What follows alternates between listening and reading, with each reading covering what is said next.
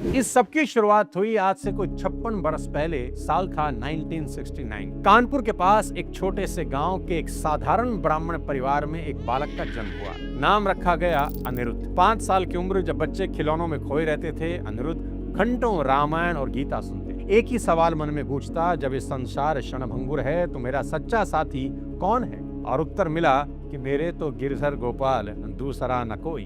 वो मंदिरों की सफाई करता था, कभी आरती में दीप थामे, कभी ठाकुर जी को नए वस्त्र पहनाते।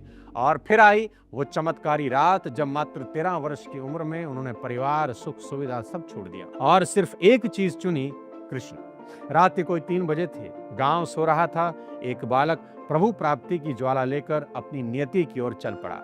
उस दिन माँ रोई, पिता रोए, और उस बालक की आंखों में ऐसी शांति थी जो किसी साधक को वर्षों की तपस्या से भी नहीं मिलती। जब दुनिया मोह में उलझी थी, वो मुरली की पुकार में खो गए। गुरु की सेवा में उन्होंने खुद को मिटा दिया, दर्द में भी मुस्कुराए और पहुंच गए काशी, जहां गंगा बहती है। वहां अनिरुद्ध महाराज ने साधना को जीवन बना लिया। गंगा स्नान, ध्यान और भिक्षा, यही थी दिनचर्या।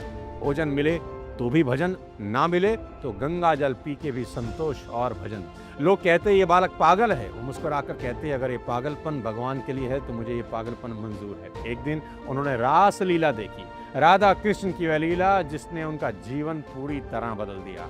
रास लीला के संचालक ने कहा, बाबा एक बार वृंदावन जरूर जाना, बिहारी जी तुम्हें छोड़ेंगे नहीं। और यही सेंटेंस उनके जीवन का महामंत्र, गुरु मंत्र बन गया। काशी का बैरागी अब प्रेम के धाम वृंदावन की ओर चल पड़ा और यहाँ उनका मिलन हुआ अपने गुरु श्री गौरंगी शरण जी महाराज से, जिन्होंने उन्हें सहचारी भाव में दीक्षा दी। वो भाव जिसमें भक्त खुद को राधा रानी की सखी मानकर राधा कृष्ण की सेवा करता है।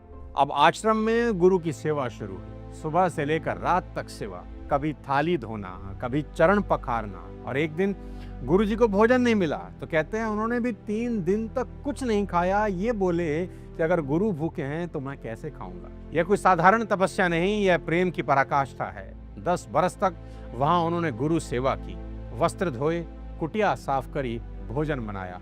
हर कार्य में एक ही भावना कि ये मेरे ठाकुर जी की सेवा है। इन्हीं 10 वर्षों की तपस्या में अनिरुद्ध पिघलकर प्रेमानंद बन गए। अहंकार गया, आनंद प्रकट हुआ। जब किडनी फेल होने के बारे में पता लगा तो उन्होंने एक किडनी का नाम राधा रख लिया और दूसरी का कृष्ण, और बोले जब राधा कृष्ण दोनों ही भीतर हैं तो रोग मेरा क्या कर लेगा। कितनी गजब की सोच है। उन्होंने नेगेटिव बात को भी पॉजिटिव में कन्वर्ट कर दिया। यही एक सच्चे संत का कमाल